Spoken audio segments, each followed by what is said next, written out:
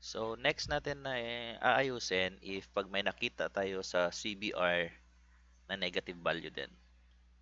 As you can see dito, si Marbeltel, nag-negative 13, maintaining balance. Kasi nga, nauna siya.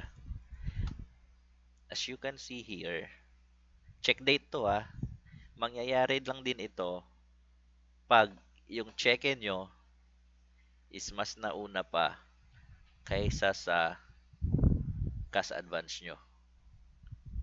Okay? Now, pero sa specific case na to is nagkamali lang siya ng paglagay imbes na 2025, ginawa niyang ang lalagay niya is 205. So it's the same thing din kung mas earlier papalit dapat ang check date niyo dapat is mas mataas dito or not earlier than your cash advance date.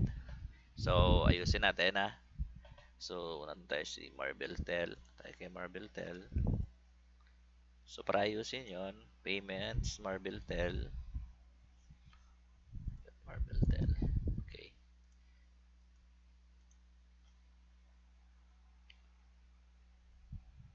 Yun. 2025.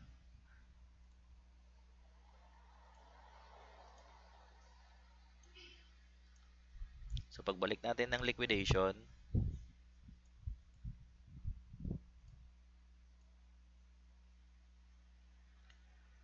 pag print na natin ulit si CBR, wala na yung negative. Sakto na siya. Una yung maintaining balance na 500, tapos yung cash advance nyo. And then yung mga transaction nyo.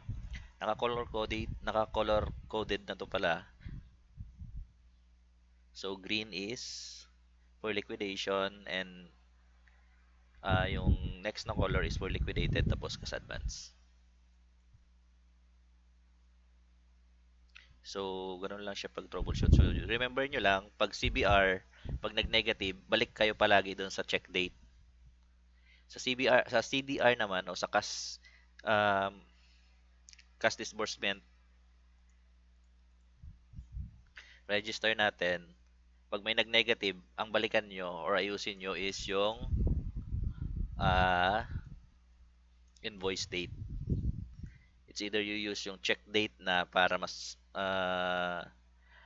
tumaas siya or mas maging uh, hindi siya mas maaga kaysa sa cash advance date nyo.